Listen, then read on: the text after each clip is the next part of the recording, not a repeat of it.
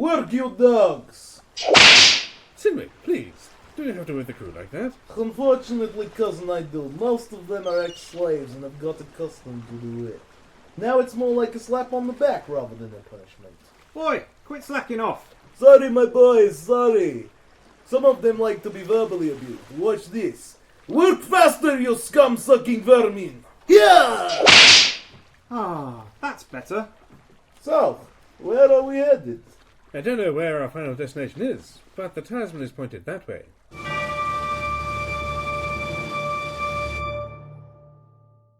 Hello, and welcome to the LARP Noobs podcast for Event 4 2019. We went LARPing again, basically. We went LARPing again. It was like, I say this every time, but it's always just so crazy to come back from an event and have all of it sort of bubbling in your mind and you're waiting to do it. This is the last event of the 2019 calendar, so it's there's a long wait before the next one. So mixed emotions coming out of this event. Yeah, we spoke about it just before we recorded, actually, just like how weird it is to no longer have that, like, LARP as something that's in your kind of semi-immediate future. Yeah. And you've got to wait a long time. So this is where we are emotionally before we begin, basically. So, but yeah, it was a pretty darn good event. So this is the pre-LARP episode. Yeah. As per usual, we will do pre-LARP things in this pre-LARP episode. What did you get up to pre-LARP? So the first thing was we were kind of not short on cash into IC cash. This is, but like we'd spent a little bit, and due to some other kind of things that came up, felt rich and spent a lot of money. Yeah, just to get the resources and stuff. But due to some other things that kind of happened later on in the pre-LARP kind of period, I was like, yeah, we're gonna need a bit of money. So I decided I'd make more books. I've basically made this alchemy book that I've spoken about before in previous episodes, and I thought I'll make some more and sell them. As it turned out, basically I didn't get a huge amount made. I also worry that you're going to flood the market. Yeah, potentially. I think they'll still fetch a good price. I had a couple of people, when I sort of mentioned I was going to be doing them again, get in touch, and they were interested with getting copies. But as it just panned out, I didn't make that many. Well, I made a fair few. I made about 8 to take. 8. With me. That's a lot. But also one thing I wanted to do with it was I want to make. There are 2 alchemists in our sort of larger conglomerate of stridings and steadings, if you like, called the Entwined Paths that we joined at the last event. And I thought it'd be kind of cool to give both the alchemists in the group a copy of the book. Yeah. Like as a gesture, you know. So 2 of the copies, which are slightly more special, have gone to them. So that was kind of a cool thing I wanted to do. Yeah, and I think it's a really handy resource for anyone, but it's to have it as part of our own banner is cool, right? I really enjoy being like the alchemist of the group, right? It's actually, for me, it brings a lot of game my way. Because it's like, even like the fact that my character's written a book, right? It gives him some level of authority on this whole topic, right? Yeah, one thing I've noticed is that if you write a book on something, it doesn't need to make that much sense. All you need to do, but you will have a reputation from then on of being someone that wrote a book. Yeah, I mean, there's like, well, I mean, I suppose I might as well go into it. I had some weird stuff resulting from my book that basically popped up. So what? I can't say too much about this. What? So I apologise. What? But there's a group who, as a result of having read my book, this is IC Mail, got in touch with me and basically invited me to a bit of game that I can't really talk about, I don't think, here. What? But it was very interesting to have like something that you do, like, and I honestly never made it for this point. A secret group got in touch with me to do some things, which I did do some things, but I can't talk about it. Well, dear listener, we both don't know. I really apologise for how nebulous that probably sounds, but what I'm really saying is that it was cool to have something like that. You know, I just made a book, right? And then all of a sudden it brings game, it adds something to the world, and people have got in touch and stuff. It's interesting. Yeah, IC letters are pretty awesome, right? Especially when they're built off reputation that your character's actually done something with, you know? So, yeah, I mean, before we cut too much into my stuff, what sort of stuff did you get up to? Right. A few things on the agenda, news items. Yes. Tricorn hats. Yeah. So last episode I mentioned that we got you one basically. Yeah. And we sort of thought it was okay. The stereotypical pirating hat. Yeah. And I got a message on Facebook from a nice lady who was, I think it was one of our egregores, but she's moved nation now, I think. Right, sure. I'm not sure about that. Yeah.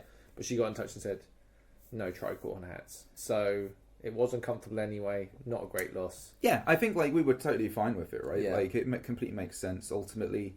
I mean, and this is another thing, like, it sort of constantly strikes me how kind of still new and fresh and unknowing I am. Like, I'm a moron, right? I'm an absolute idiot. That's good. And it's like, it's amazing how much stuff that you kind of just have to pick up. Yeah. So no tricorn hats, everyone. What else? Oh, the other thing. Oh, yeah. So this almost feels like this is kind of like an addendum to the previous episode. Yeah, it feels So we found out that... Yeah, the skirmish we went on, where we saw, I think I said at least 2, but heard of 3 giant beasties. And I confirmed that I saw 2. Yeah, and we were like, 100%. Yeah. Definitely. Turns out there was 1 giant beastie on that. Yeah. But I think that's interesting because I honestly, in my mind, there were 2. I mean, witnesses are the most unreliable because But I don't even trust myself. Like, the thing is, the fear in that situation, the terror in that situation, which, by the way, I think I might have beat in this event, but we'll get to that. Really? Yeah, it was crazy what happened in this event. All right. So, but like the fear in that situation was so much that obviously like my brain had like multiplied the enemy. Yeah, they say that like witnesses are some of the least reliable forms of evidence, right? Yeah. And I totally get why. The panic of that moment and the whole build up and all that stuff with the smoke and everything. It's amazing. Extremely unreliable witnesses, basically. It's amazing that like LARP has this really weird stuff of like obviously you always know it's fake and you always know you're safe, right? And that you can be safe in a moment. But you can cry at a movie, you can be scared by a movie. But it's interesting to be in that moment, right? And to embody a part of that moment and to suddenly be like fear, but not fear in like real impersonal fear, but as in like I was terrified. Yeah, right? Yeah. No, it's hard. It's kind of interesting, and the fact that your brain does all of the things when you're afraid that your brain would do. I think there's a lot of group think in that as well. I think you read off other people's emotions, and I don't know, it feeds into itself, when like someone in the line next to you breaks, and it has that kind of thing of like, if enough people run, you have to run, right? It doesn't matter how brave you are or all this kind of stuff. Yeah. Like, if you want to live, you've got to run, right? And it's so weird to see, like, a unit crumble or a line break, and it happens very quickly sometimes. Sometimes it's an avalanche, sometimes it's a slow, ebb, right? Yeah. Anyway. But that was great. Right, should I do all my diplomatic stuff? Yes, this was a big thing for you after the last event as well. Okay, so last time I went for a position that I didn't get in the Senate type, the Imperial offices, which was fine. Didn't really, it was just an experiment to see what it was all about. This time round, I tried to go for it. So I found out that there was the ambassador to Yarm. Yarm is how I think it's actually pronounced, which is a foreign nation, right? Explain what that is in terms of like what it means to have a foreign nation. Right, so you have the empire, which is made up of the nations that are part of it. Yeah. There are barbarian nations, foreign nations, usually the ones that are like bordering us, we're at war with in some capacity, like the Druge, Jotun. And they're classified as barbarian, right? They're classified as barbarian, which means that all of the rights, basically you can openly kill anybody who is classified as barbarian. Mm-hmm. Foreigners have their own sort of status, so you couldn't, like, for example, shank a foreigner in the middle of the street, for example. Yeah. They have certain rights that are given to them, and then there's obviously like member of the empire, and there's even more rights that are conferred on you. And that's kind of like, if you like, the legal statuses of these different groups. Yeah, and there are a bunch of these that have like there's a complex like foreign service Yeah. that affects the world that we live in, right? So there are lots of these, like, not lots, but there are a few of these, like, some of them are like ancient nations. Yeah. Some of them are like new upstarts. Some Yeah. of them are like very liberal. Some of them are very conservative. It's like there's the whole mishmash, and they all have these different themes and like how they dress and how they behave and how the relationship with the Empire is. And one of these is the Principalities of Yarm. Yeah. They are. So basically, what I did to like have a look at them was I found out which elections are coming up next. Yeah. So they were like. So basically, it gives you, if you look on the wiki, it will tell you like, oh, these elections are on at this time. Yeah. And I was like, hey, I'll have a look. Yeah. I looked at those two, and the other one looked interesting, but I quickly found out that there was a incumbent that was a very, very strong incumbent. Yeah. So I started to read up more on the Yarm. And do you know what? The Yarm have found a very special place in my heart. Those Through reading up about slave keeping, like hierarchical monsters that they are. I love them now. I've done so much reading on them and looked into them. They're basically like they're princes that make up these little principalities, and then they all work together, and they're this old thing of they're an old empire basically, and they're like the elite class rule magicians. Yeah, they're really into magic, right? If you're not a magician, then you can't be a noble lord or whatever. Right. And then so everyone else below them is like, so orcs are like always slaves pretty much.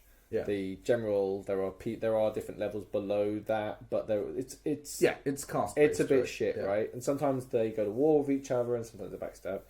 Anyway, they also keep slaves, which the Empire fucking hate for having signed the Liberty Pact, which is all the places in the world who don't keep slaves have all signed a pact together to say that we won't trade with slave nations, or they won't take profits from slaves.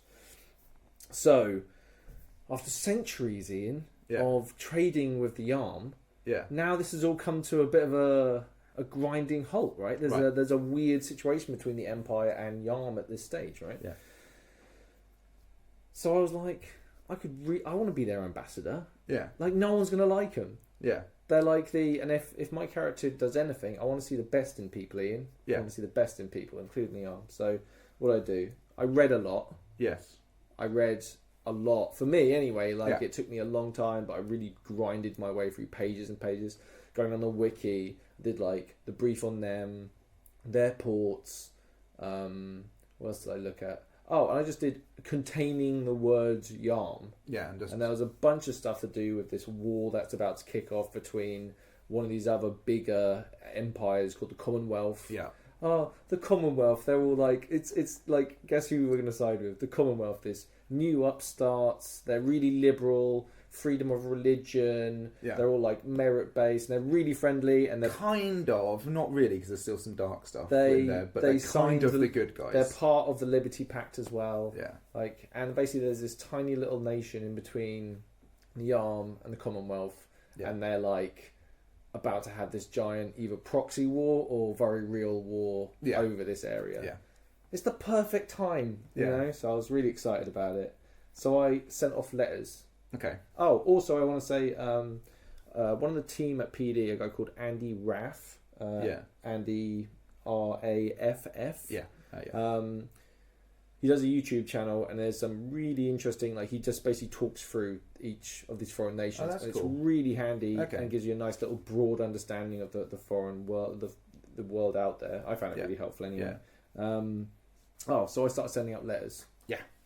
So Facebook, I basically joined all the different nations. Not all the nations. I didn't do all the nations. I did a bunch of different nations. So I just went on there and went like, is there a senator that will take letters? I see letters. And I basically got different results from different nations, and then basically fired off a bunch of different letters. I got one response on before time. I think it strikes you how busy people are. A senator, it's a lot, right, to take on, and also just the nature of that position. Yeah. Okay. Right. It's who gives a shit about the foreign policy to Yarm, because let's face it, they're going to be on the other side of the fence pretty soon. this is so fuck them. it's going to kick off, Yeah. right? It's not going to happen. They're not going to be any common support for the no one wants to hear them, Ian. No one wants to hear what they have to say. Yeah. Anyway, sorry. Yeah, I'm passionate about this. I've got into it. Yeah, so I sent out loads of letters, and that basically the other stuff basically is more relevant to time in potentially. So I'll leave it there. But that's where I was like before going in. I was trying to like learn from my last experience. I wanted to be well knowledged. I want to get out there, get my name out there, speak to as many sentences as I can. Oh, one thing though, I have a position, and I'll probably mention this later as well. But going into it with an actual proposition for what I think the job should be, which evolved over a few letters. Yes. Different people I sent letters to. Well, not really. It was still the same thing. But I'll talk about that later. But basically, it's interesting to go in there without just knowledge. Yeah. It's now a very different thing to go out there with like, no, this is my character's position on this, right? Like you can argue me on my point, which was I was like quite interesting to try and go to bat with. You know? Yeah. I think that's one thing you did really well was you didn't just read the wiki and memorize that to an extent. You kind of actually formulated an idea of what, as you say, what you wanted to go into the situation with and a point you wanted to make. Yeah, and my initial reaction to the nation was they're a bad lot. Like I disagree with like OC. Yeah. They're awful. Yeah, they stand for everything I don't like in any society. But as you said, your character, who's called Gellert, he's as you say, he kind of tries to see the best and the promise in what people and individuals may become, rather than what they are now. And I think that I think was a really good match with your character, was to take essentially like a massive like nation of bastards and try and sort of like improve the situation. Yeah, right? And there was also it's a. We'll go into it. We'll go into it. But I think it was interesting. Do you want to do some of your things? Yeah. So I guess it was then for me really about what I wanted to improve, like with it, both my soft kit and the camp and things. So for my soft kit, I really was, and this is something I think you do better than me, and just a whole bunch of other players that have observed, is the idea of like layering your kit and having different textures and different things. And I'm talking like more about your soft kit than your armor, because I put so much stuff into an effort into obviously making my armor that really my soft kit was a bit weak. I felt like it was basically just trousers and a shirt. You've always had like necklaces and things like that. I literally walk out wearing my armor to most battles. But my soft kit's definitely developed. I think yours is actually really. You have a look, right? Is what I mean, right? And my character had a fairly generic look, so I really, kind of. Yeah, I wanted like Talis to sort of develop a bit more anyway. So I set around this idea of like, maybe Talis has got like a sash, and it's like a fancy sort of a material, right? And it's got a little bit of trimming. I'd like to talk about this at the event. Yeah, but the fancy pants Talis type attitude, like you're flexing a little bit now. Yeah, it was cool. I enjoyed it. It's starting to be the hype. So I wanted to just play on this idea that like my character. Yeah, as I say, we'll get into it a little bit. But I wanted to play on the idea that my character has sort of changed a little bit and sort of express that through kit, and also just improve my look, like just visually. I think it looks a lot better to have more textures, more kind of things on my costume. I want to do some more later on. I want to try and like add just tat and stuff that's kind of coming off me, just more things, just to really kind of bulk up the appearance of my soft kit. So that was something really fun to do. Other than that, it was camp improvements. So camp improvements, stuff for our actual camp that I wanted to do. The clock. So I got a clock, that looks like it looks like a tree trunk basically with hands on it. Yeah, but it's useful, right? The amount of times that you're sitting at camp and you just want to know what sort of time it is because you have no frame. It's nice just to glance up and be like, it's 2:00. And actually, this happened a bunch at the event, right, where we actually were sitting around. And our camp one, the other thing that I wanted to do as well, and this leads into this, was actually bring another one of these boxes to sit on. So now we've got these 2 boxes that each sit 2, possibly 3 people. And about 3-4 seats, so we can actually sit quite a lot of people around our camps. That was totally a really cool thing to do. To then have that coupled with a clock that you could kind of look up at, I think a bunch of times in the event we were back. It makes our campsite a bit more replaceable by other people, because before, if you just have enough seats for you and your crew, then only you and your crew can sit there. Exactly, and then people have to stand around. It's kind of awkward, and sometimes you want people to sit down. Yeah, and stay. yeah. Sometimes you don't, obviously, which is the double-edged sword of having more seating. Yeah, what's kind of interesting is our camp has improved. I mean, it's not that it's by no means the best camp, by the way. There's some absolutely beautiful camps. For Murder Alley, it ain't bad. Yeah, right. I think it's okay, and just through having a fire and having some seats and stuff and an awning, all of a sudden people will just quite literally stop and talk to you, like complete strangers. Will spend some time and ask you about things, ask questions. Yeah, I'm one of those people that will sometimes walk up to the really nice camps and ask if they're a bar. Yeah. You're like, are you a bar? No, we're just camps. Really, right? really it's nice. like, don't worry about it. I went this Dornish. Actually, sometimes they'll offer you a drink. Actually, so I went this Dornish camp last season, and it was like full on, like massive oak table kind of thing in there with like. All of it was decked out with flowers and cutlery and all kinds of things. What? There were drawers on the side. It was ludicrous. Ludicrous. I don't know how it was nicer all than my house. Yeah, it was nicer than my house. It was fantastic. Jeez. And it goes to show bringing all that stuff with you though, like. Well, I mean, this was the other thing. We were going on Thursday this time, and we were going earlier on Thursday, and it gave us so much opportunity to actually take stuff and get stuff set up. I could see it gets to a point when you're like renting a van or buying a van is like for a group of people is a well worth investment. Like I get that totally. Yeah. I think that's one of the biggest issues we have is just transporting stuff there, because we've just got poxy little city cars apart from Lloyd's got his estate. We make it work. But it is interesting to see and think about if you really want to take it to the next level. Yeah, you would need a van for sure. We did discuss as well pre-LARP when we're actually at the event about, because we have a 4-meter tent and a 5-meter tent. Yeah. Actually getting an additional tent, or maybe selling our little tent and getting a 5-meter in. Yeah.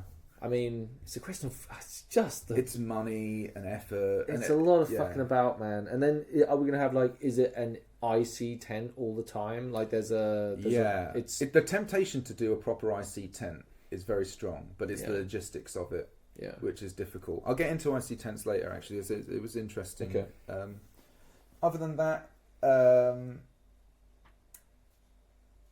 I got one thing that happened was during the course of the period between, I got invited to a poker game. So basically, because obviously I'd been gambling in the previous episode with Farron.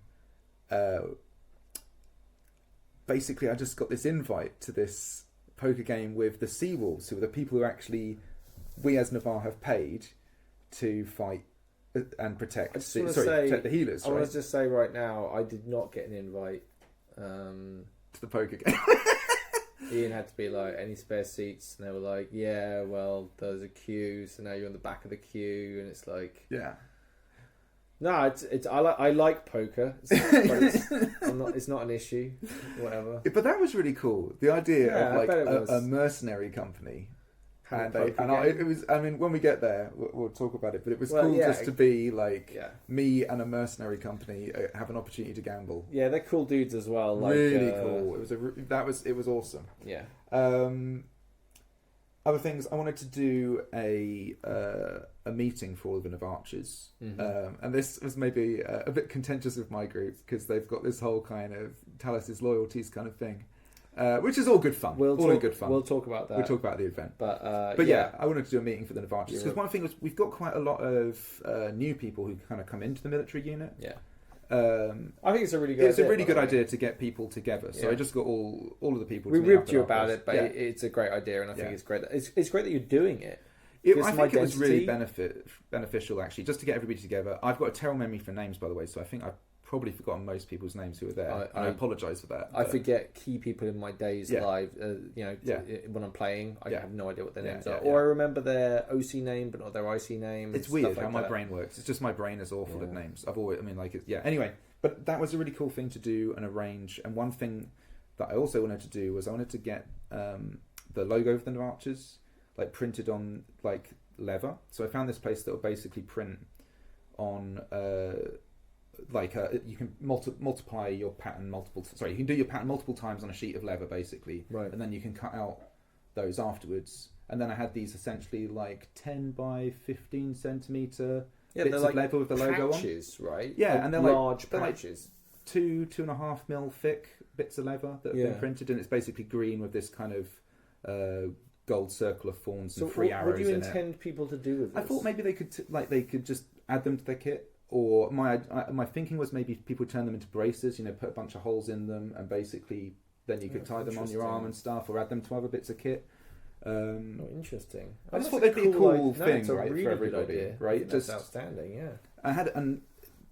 I had like 15 of them. I gave 14 of them out at the event, but we'll go into that more at the event. But it was cool. It was a really nice thing to do. I really enjoyed doing it. That's awesome. I wrote a limerick. Yes, you did, which I didn't know anything about. No, I suppose maybe we should get to that at the event as well. Ian is extremely tricksy. Yeah, but because of that, I like to try and bring at least a something of tricks. Just a little bit tricksy, just to keep you on your toes and to let you know that you're not the only one that can do it.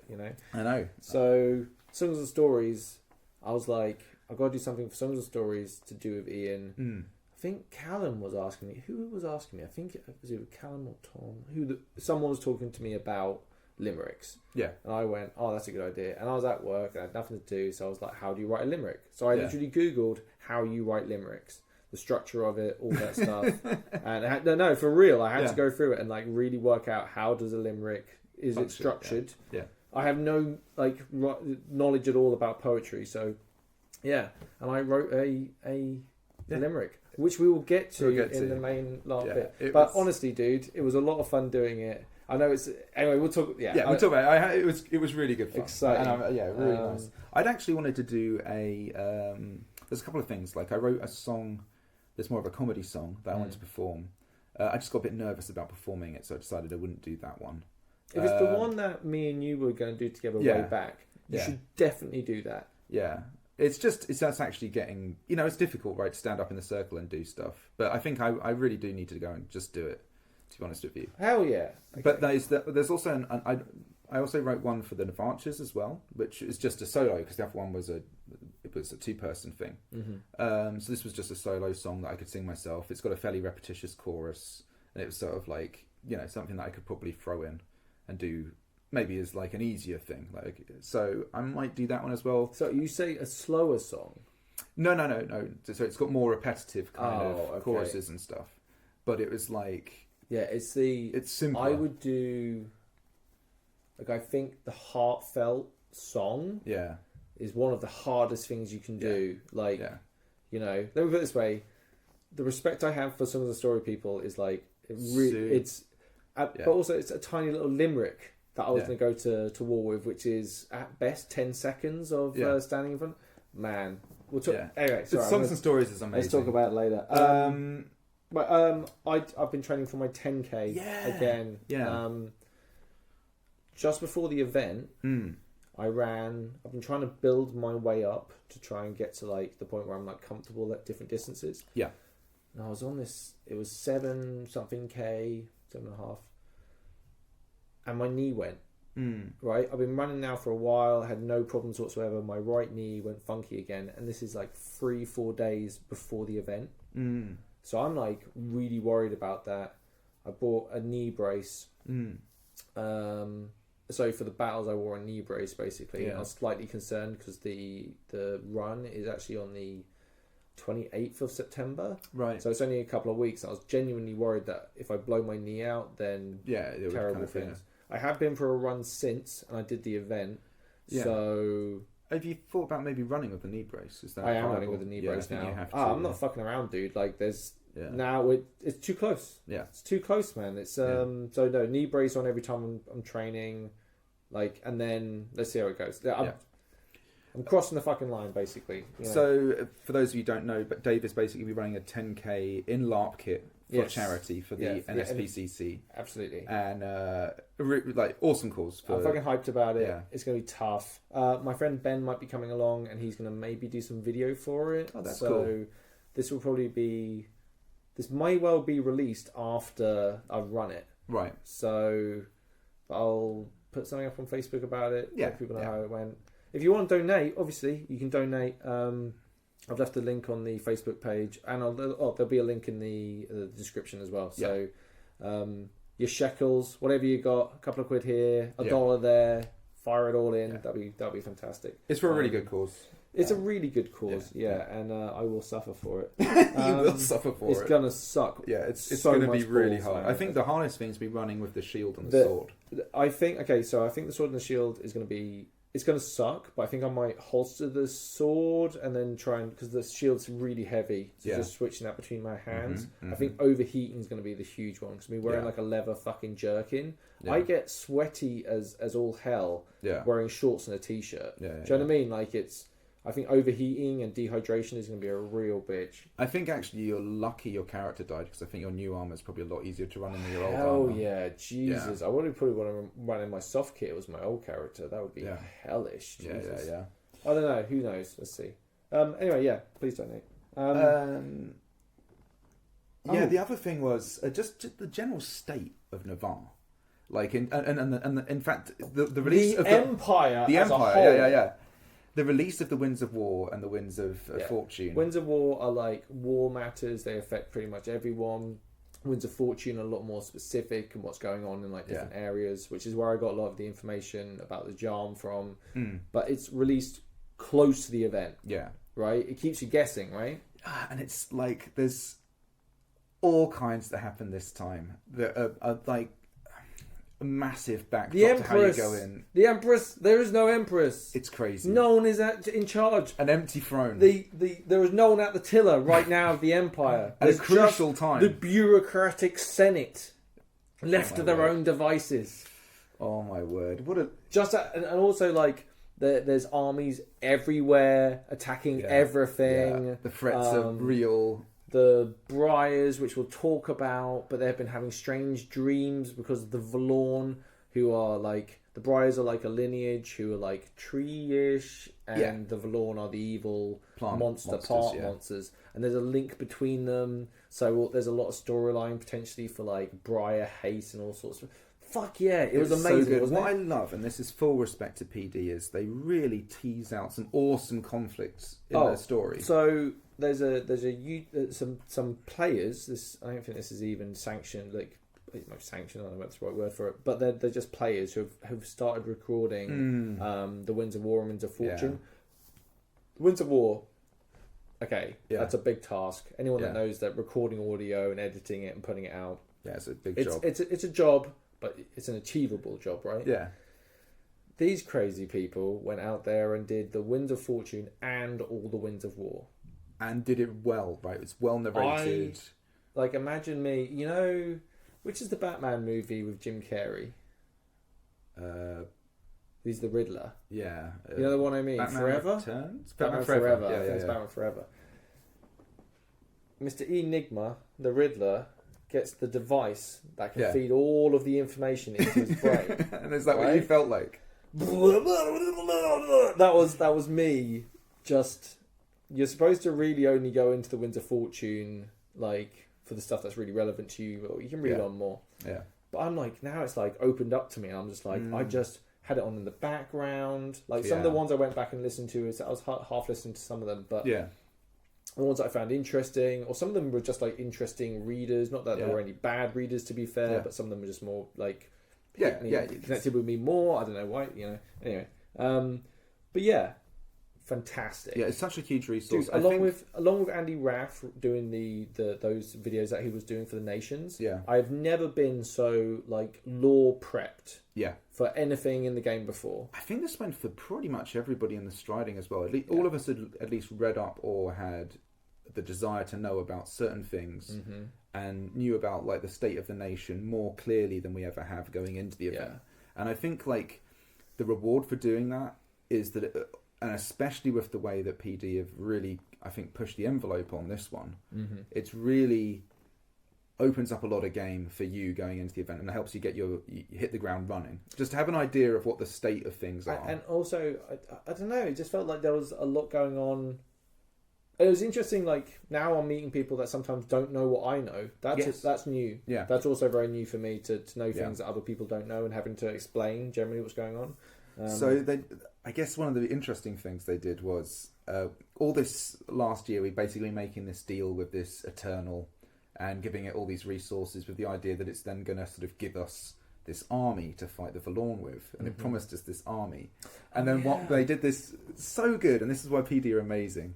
They did this thing where they sort of said, okay, so the army that you've been given to help you is actually from this other group of people that you're at war with called the Druge, who are just a horrible, horrible, nasty group of orcs. They're just the real bastard orcs who need to fucking die. They're the worst, right? And it's like, but they were the 5,000 troops that came to help us in the Winds of War. And it just defeat the Valorn. It added Amazing. so much spice. It was so much spice because there's so many nations that hate the them. deck is loaded. Yeah. It's like there's just something's got to give at this stage. There's so much to happen. Yeah, it was great, and it's just like added loads of interesting political things because it was like there's nations like Urizen, for example. They've lost a whole region to the Druge, basically. The so they hate them. never get good news, basically. No. Never But there's good then news like for Urizen. loads of nations have got big problems with the Druge, right? And All the nations have big problems. Like, Yeah. I remember. I think I said this when before the LARP, right? Yeah. I was like going, "This is the political situation we find ourselves." It's just Yeah. like the Brass Coast getting devastated by the Grendel on the south. Yeah. You've got Jotun all up in Wintermark with Samasurek in the north. Yeah. You've got the Valorn and the Druge army moving away from the Valorn, so there's an opportunity for the army to like ambush them. I'm missing stuff off here. This is what I mean. There's a lot going on. Yeah. A lot of expensive The March projects. is getting invaded by the Jotun. It's crazy. Right. Everyone's getting a little bit of it. Yeah. Or a lot of it. And I think what really happened, and I think one of the main things we all got was that the Empire is pressed to breaking at this point. This is a turning point, it felt like. We've taken on too much and we can't hold it all back. And there's no leadership now in the throne. It's so good. Can the Senate... It's the Senate now, right? Yeah. And also, I suppose, the Synod as well, and the Military right? Council. And the Military Council. Yeah. Now it's like there's a lot more... Maybe it's always like this, but it's like... It's really expanded the game, just to be aware of all of those things. But Pressure. I think you could feel it. You could feel it in the air when you went to the event that this felt like an important event, and that this felt like a make or break in a lot of situations. I think PD have crafted it exquisitely. Yes. Right? Like, because now it's like this last event with all to play for, and now with like in the long dark with the ramifications for what happened over the coming weekend. You know? So the interesting thing was there was a I think the players were starting, the player base went into the event, well, a few weeks before the event when the Winds of War first came out. I think there was a few sort of players who maybe felt like the deck was loaded negatively, and it was like, they're constantly pressed and they wanted something like a change in the storyline. But I think one thing that I kind of walked away from this event from was a real feel, as you say, that they mastercrafted it in the sense that this was a moment. This was a moment that had to be dealt with. There's like you said, a turning point is a really good example of it. Yeah. Like now where there's change, Yes. right? The landscape is definitely going to change, and the Empire. If one thing I loved about talking to PD was, I genuinely get the impression if the players lose the game, Empire will end. Yeah. Right. Yeah. It's like that's a very real thing to think about. Like, there is a lose state to this. Yes. Like, PD will just do something else, or it's interesting to kind of feel like, you can play this and you can do this, but there are certain players, and maybe all players. I don't know. It's a tough conversation to have, right? But there's an effect on this giant fucking game, right? Yeah, definitely. And I think that they're very happy to let us lose, and to have us lose, and to experience what losing is. But with that, nations literally being destroyed and people become incredible refugees. For example. Yeah, I mean, we in the thing is as well, because like in a lot of ways, like stuff isn't truly desperate yet, but it's on that bit where it could turn truly desperate. Yes. This would be this is where we draw the line in the graph of where the decline happened. It feels like right after the evacuation from Normandy, from Dunkirk. Sorry, right, and we're kind of like waiting for the this big. This is war in. This is Japan invading China in 1936. No, you're right. Actually, when the war could arguably be on now. Is it 36 or 37? the war could be on now, or whatever, right? Yeah. It's who knows? And then it's going to build and build and build. Yeah, like I said, like the Liberty Pact. Yeah. There's a lot of stuff home and abroad that could be very interesting. Anyway, but yeah, we're going into this way too much. But what digressing. I think it really speaks to the fact that going into the event, this felt important. It felt meaningful. It felt like there were actual decisions that the Empire could make, and the Empire was in a situation where something had to happen. Yeah. A decision had to be made, and I think it's interesting what happened from that, and we'll get to that in the event. Is that? I think we're fairly good. Yeah, shall we do? So- Do you want to do Thursday? We went Thursday. Yeah, we basically, went Thursday. Yeah, and Thursday's the best. it's amazing, and I think that one of the big things this time was that the idea that we wanted to go up earlier, and because there was obviously with it getting darker. A bit earlier. I think it worked though. Yeah, it worked. It was light enough to do all of the tents and put everything up and get everything ready, and that makes a huge difference. And also not forgetting your armour and your bed and having to dash back on the Friday. That makes a big difference. It makes a big difference. That really helps, by the way. So if you learn from my mistakes. It was really nice going there, talking to everyone OC and just having a really nice time and like loving the atmosphere of the place. The Forge is just pumping when you go there. Yeah. I mean, it's crazy how many people are there. I mean, and we managed to set up the camp pretty nicely. There were guys singing in the bar and stuff, like sea shanties and all sorts. Yeah. I loved it. It was a really good time. So good. And then we could hang back at our camp as well and chill there. And we'd managed, because we got there early enough, we got enough of the camp set up where we could kind of, just make it a real chill environment. And we kind of went into it knowing that tomorrow, Friday, there's very little to do, and we could really enjoy Friday. There is stuff that I did on Friday, but I think maybe adding them to the next episode might be more worthwhile. Pre-timing stuff on Friday. Exactly. Yeah, I think that's maybe what we'll close do. to it. Yeah, because that kind of naturally feeds in. But I'm genuinely really hyped about talking about this with you because a lot happened and it's a big weekend for everyone involved, really. So excited to get on with it, basically. Right, without further ado, E4 2019. Let's do this. Looks like that's as far as we can take the ship. The Golden Cock, she is an amazing ship. But even she struggled on the land. Thank you, Sinwick, for taking us this far. I hope our paths will cross again. You think you are losing me that easy? Vengeance cults, they are no joke. You may be in need of an extra ski. I dated this girl who was in the friendship cult once. Friends of friends of friends or something. Nice lady, but things got weird very fast. It would be an honour for you to join us. Plus, might be nice to have some actual conversation for once.